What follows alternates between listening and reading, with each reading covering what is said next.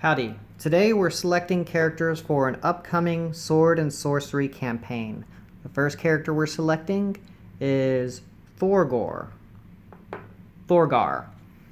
And for every character you get 2 decisions between his class. There will usually be an Order card with the wings or a Chaos card with 2 black daggers. And this is kind of the good or evil. And there are also some characters that are neutral, and one of my party members is going to be neutral, so I'll go over that in a little bit. So you always get 2 character choices. These character choices will affect things like standard starting abilities and also what skills you can buy later. It'll also have some choice because you're going to have to build your party as either an Order party or a Chaos party unless you use the Soulstorm rule that allows you to mix and match anything. But since this is our first time playing, we're going to have a Order party. And the reason I'm going Order is because this cleric gets more access to healing than the Rune Master. Alright, so we've decided that we're playing Thorgar. This little card goes in this sheet. I'll tell you what this little diamond is. This diamond helps you know if this character is activated or not. See, right now it's red, but if you flip it over, you don't even see a rune, or you don't see a gem. So this means the character has not activated. This means he has not. We're going to put that card right here, or that piece of cardboard right there. The next thing we need to do is grab his soul gem. Now this shows his rank or level, and as he ranks up, you turn it. Now it's got 2 sides, one for Chaos, one for Order. And we are level 1 Order. This tells us we get 6 hit points, 1 attack, 1 action other than attack each turn, and 1 skill. So we're going to go ahead and place that where it goes, right here. And we need to choose a skill.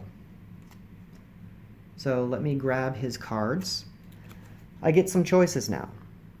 Heal, HP to hero, 2, 4, 6. This takes an action, up to range 1. If this is the level 1 use of the item, at rank 1, I only have access to this version, and I get to heal somebody for 2. When I become rank 3, I have access to this one. When I have rank 5, I get access to this one. Each one has different cooldowns. These hourglasses represent how many turns you have to wait before you can use this skill again. So if you use the low-level version, it only goes on cooldown for a turn, which means it actually comes back up next turn, or 2 turns, or 3 turns. And this is the skill I'm selecting. But let's look at some other skills just to see what they look like. Again, this one has the symbol, meaning it takes an action. Place 1 rune in your area until end of time phase. While present, all attacks performed by enemies in that area count stars as -1 hit instead. That's pretty cool, but I really wanted to grab heal. Next, we have until time phase, target hero gains +1 attack or +1 armor while defending. And if you get to rank 4, it becomes +1 attack and +1 armor. And that's pretty cool. I may pick that one up later. Target enemy must perform an attack against another enemy in its area. Targeted enemy must be green, or you can have it be blue. This is really powerful. I like that one. Until time phase, this is a defensive, so you can do it while you're defending. Until time phase, all attacks performed by enemies against any hero in your area cause -1 hit or -2 hits. Now what we need to do is select some gear for this guy. We're going to go through and select a weapon. When we're looking at these, if your symbol matches this symbol, which we do, we can use this item. Or if we match this symbol, we can use this item. Now let's go find something else. Here, this symbol means anybody can use it. But on this side it says this class cannot. So this is all minus that symbol. And that's our symbol, so we can't use a dirk. Now, just to let you know, this guy wants hammers.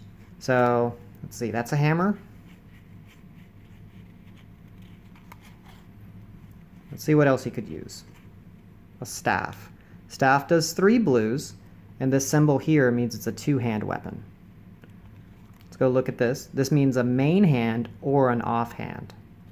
So, I'm going to go with the mace. The other guy's 3 blues. This is 2 reds, 2 blues. So I'm going to equip the mace. And now I'm going to go pick some armor. And this looks pretty cool. Chainmail. Let's see if we have anything better than chainmail. If I wasn't using a two-hand weapon, I might grab the shield. Yeah, chainmail's the way to go. And this character's done. We're going to get him out of the way and talk about our next character. Let's take that little gem out of the way. Our next character I want to talk about is going to be our archer. So I've selected an archer. This is what his model looks like. And the reason I'm selecting the archer is basically he's pretty cool. He can attack a lot, and he gets a companion wolf. So this wolf will be an attack as well. And it's very important in this game when you're talking about areas where you have models. One faction will control it more than another, and there's benefits to controlling or dominating an area. So this gives me an extra model towards that controlling or domination. So that's one of the big reasons I picked this guy. Let's go ahead and look what he can be. This guy is neutral. He's good and bad, or order and chaos. So both of his cards are neutral. One is geared towards melee stuff. Once per round, when you perform an attack with a main hand, perform an extra attack with your offhand. That's pretty cool. This one's twin arrows. Once per round, when you attack with a bow, perform an extra attack with a bow against another enemy. That lets me attack twice with bows, and he's going to be hanging back. So that's what I want to select. Now let's look at his dial. He gets, let's make sure we have the right color. Here we go. So archer has yellow hair. This is the yellow-haired dial. See on the other side, it's white hair. So he has 4 hit points, 1 attack, 1 action, and 1 skill. So I'm going to give him a gemstone, going to put down his dial, and now we're going to go select a skill. These are all the rank 1 skills. Before I get to that, here's his companion. I can't get it yet, but he'll have it later. So that's just kind of cool to have. So I'm going to go ahead and put that off to the side, but this is one of the main reasons I'm picking this guy, is to get a higher model count on squares. I can put a trap down. It's an action. And it puts down a trap. It's got timer 2. Place a trap token in your area. The first enemy entering the area activates the trap and becomes stunned. That's cool, but not that much. Move 1 area, ignoring all reaction attacks. What's a reaction attack? Well, if the enemies control an area, they get a free, I think it's control. I'll look it up in the rules when we're playing.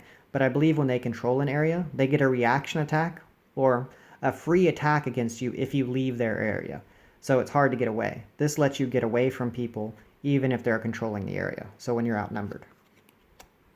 Your attack inflicts critical, 1 hit plus critical, 2 hits plus critical. This is pretty awesome.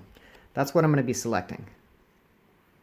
If you are not engaged, look at the top card of the encounter deck and return it to the top or bottom. This is also pretty amazing. Maybe I'll pick it up later in the game, maybe I won't. And up here, this symbol means free action.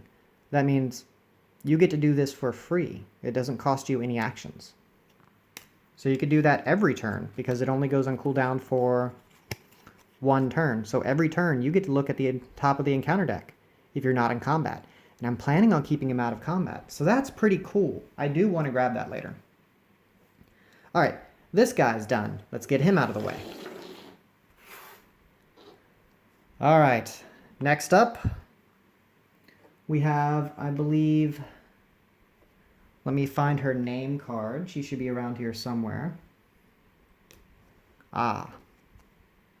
We have a shaman named Samaria, and she's got 2 versions.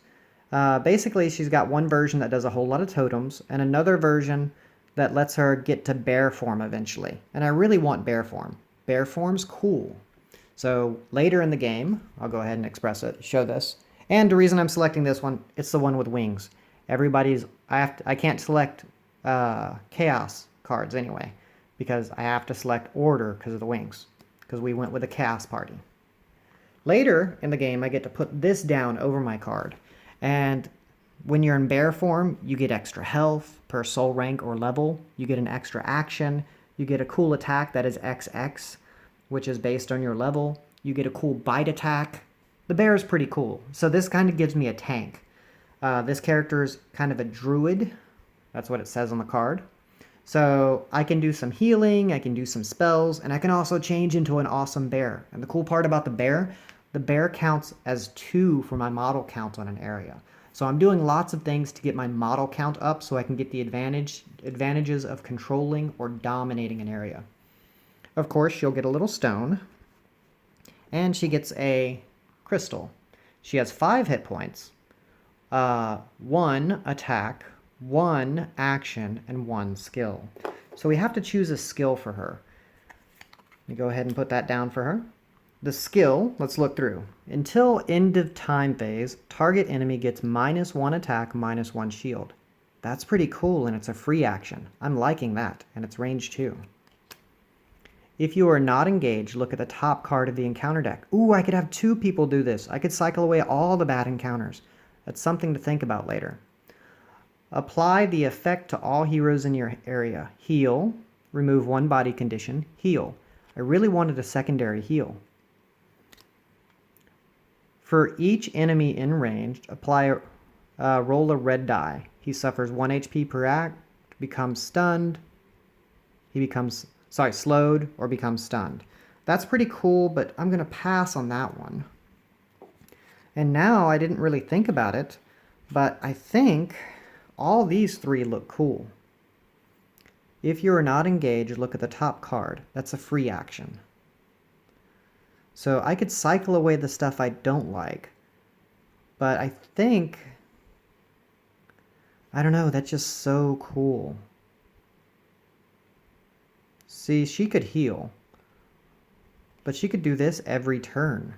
And if I went back and took the other skill with my buddy, then we could be cycling all kinds of cards. But I'm worried if I buy too many cycling mechanics, I'm not going to do much cool stuff.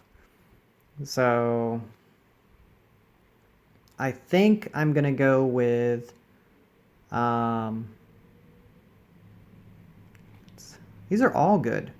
So until end of time phase, every turn I can make somebody have less armor and hit less.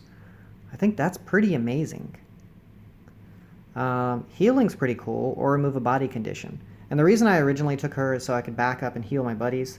So I think I'm going to go with that. I have 2 different ways I can heal. Heal 1 to everybody in my area. And that's going to be really helpful later. Although I plan on being in bear form a lot, so I won't be able to use my abilities. Alright, now I get to select weapons for this character.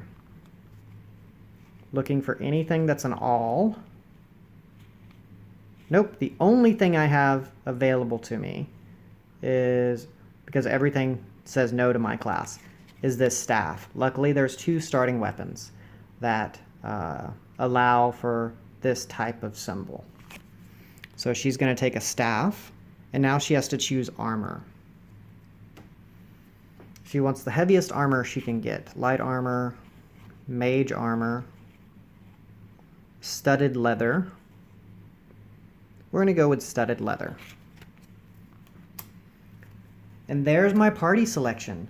I'm really excited to get started with this game. Hopefully in the next couple of days, you'll see my first mission. All right, thank y'all for watching.